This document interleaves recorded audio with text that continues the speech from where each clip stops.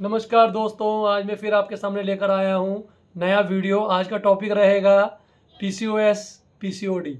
PCOS polycystic ovarian disease और polycystic ovarian syndrome, ये दो चीज़ें हैं जिन पे आज हम बात करेंगे, चर्चा करेंगे। ये एक इरेगुलर इम्बैलेंस की वजह से होता है। आपका जो हार्मोनल इम्बैलेंस होता है उसकी वजह से इरेगुलर पीरियड्स होते हैं, फेस पे अनचाहे बाल आते हैं, आपका वजन इंक्रीज़ होता है, आपके ओवरिन में सिस्ट बनती है और आपका गर्भाशय में प्रॉब्लम आती है, मतलब आप बच्चा होने में दिक्कत आती है महिलाओं को। तो ये सब चीज़ें इसके कुछ लक्षण हैं जिसकी वजह से आप ये जान सकते हैं कि आपको पीसीओएस और पीसीओडी की शिकायत है।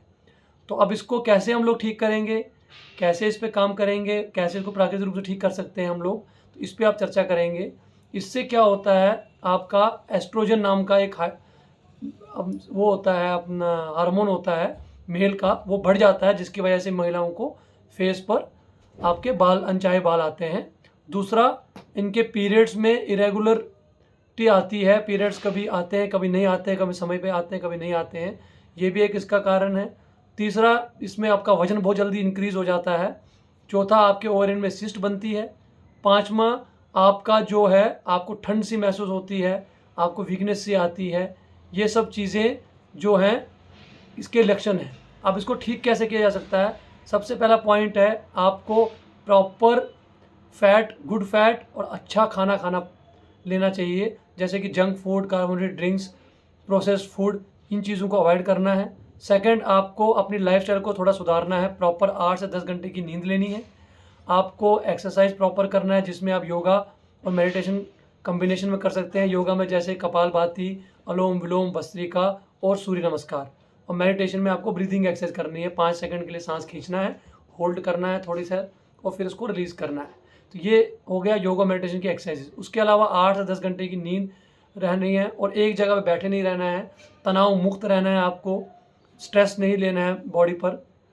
अपनी लाइफस्टाइल को सही रखते हुए अपने वजन को आपको अपनी बॉडी के हिसाब से, अपने बीएमआर के हिसाब से आपको कंट्रोल में रखना है। ये सब चीज़ें अगर आप अपनाते हैं प्रॉपर तरीके से तो आपका पीसीओएस पीसीओडी ठीक हो सकता है। साथ में आप आयुर्वेदिक चीज़ें जैसे कि मेथी दाना, तुलसी, नीम, इन चीज़ों, अश्वगंधा, इन चीज़ों का सेवन आप कर सकते हैं, ये भी इसमें लाभकारी होती हैं। तो ये सब चीज़ें अगर आप अपनाते हैं तो आप प्राकृतिक रूप से इस पे निजात पा सकते हैं, इसको ठीक कर सकते हैं। तो आपको किसी डॉक्टर के पास जाने की ज़रूरत नहीं है। स्टार्टिंग में आप पहले इन चीज़ों को करके देखिए, अगर इन चीज़ों से आपको हेल्प मिलता है तो आपका आगे जाने की ज़रूरत नहीं है, पहले खुद से करके देखिए। तो पीसीओएस और पीसीओडी में एक मुख्य डिफरेंस होता है।